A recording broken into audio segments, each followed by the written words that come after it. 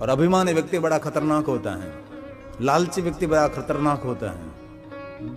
ईर्ष्या करने वाले लोग जहरीले होते हैं, कभी भी डंक मार सकते हैं। सर्प तो आपके पैर के नीचे है तब डंक मारेगा, लेकिन ईर्ष्या करने वाले लोग कभी भी डंक मार सकते हैं, कुछ भी आपके लिए अहित कर सकते हैं। जो नम्र विनम्र व्यक्ति की प्रशंसा करो तो बहुत विनम्र बनेगा। आम पर जब आम आते हैं तब आप झुकता है, लेकिन ताड़ हमेशा ऊंचा ही जाता है।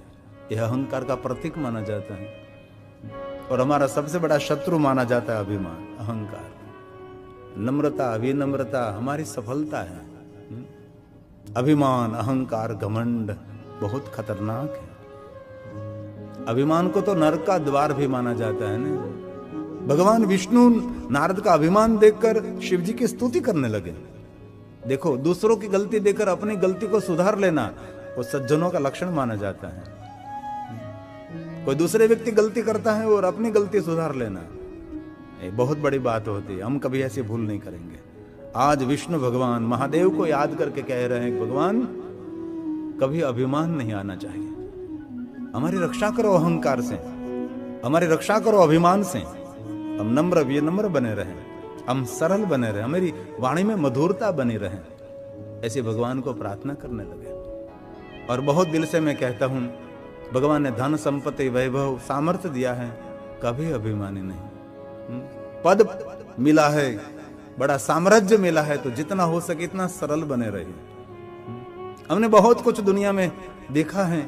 कई लोग राज के क्षेत्र में आगे बढ़ जाते हैं और कोई मंत्री कोई मिनिस्टर बन जाते हैं, अभिमान के कारण वो माझी बन जाते हैं। माझी धारासभ्य, माझी संसद सभ्य।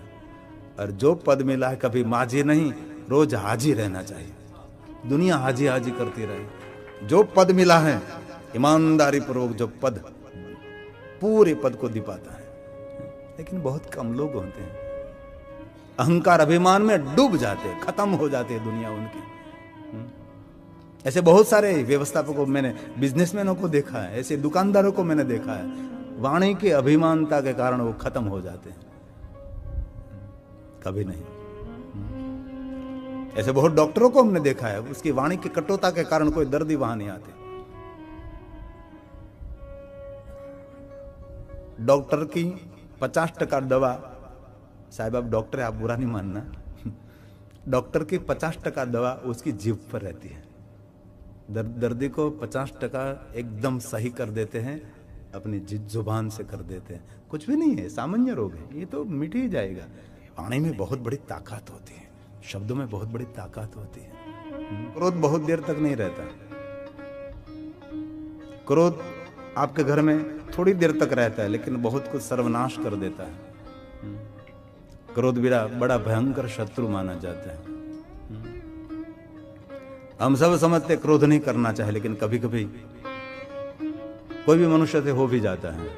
क्रोध अज्ञान से उत्पन्न होता है, अहंकार से बढ़ता है, और क्रोध को कटु शब्द से घनिष्ठ संबंध रहता है। इसलिए दुनिया से सावधान रहो ना रहो, लेकिन क्रोध से सावधान रहना। क्रोध से रोग प्रतिकारक शक्ति खत्म हो जाए। क्रोध निंद्रा को हर लेते हैं, अनिंद्रा का रोग उनको हो रहता है जो क्रोधी हैं। क्रोध में मुख खुल जाता है, कान बंद हो जाते हैं। क्रोध में आंख भी और मुख, आंख और कान बंद हो जाते हैं, मुख खुलता है, क्या निकलता है अग्नि ज्वाला पता नहीं लगता। अत्यंत क्रोधी व्यक्ति को आंख होते हुए भी अंध माना जाता है। क्रोध का तूफान विवेक का जड़मूल में से नाश कर देते हैं। क्रोध को जीतने के लिए एक ही साधन माना जाता है, मौन। क्रोध करने से पुण्य का भी क्षय हो जाता है। क्रोध करने से रोग प्रतिकारक शक्ति भी खत्म हो जाती है। क्रोध रूप का भक्षण करते हैं, इसलिए बहुत आदर के साथ कभी क्रोध आया तो ज्यादातर मौन रहना पड़ता है।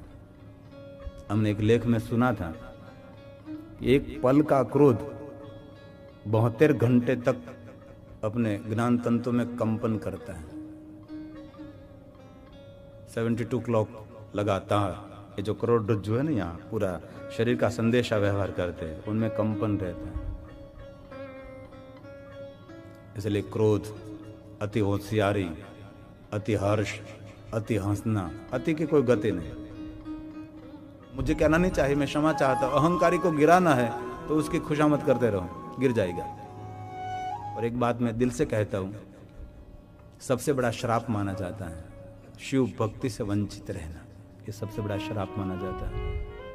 और सबसे बड़ा वरदान है आपके हृदय में शिव भक्ति निरंतर रहे। ये सबसे बड़ा वरदान माना जाता है।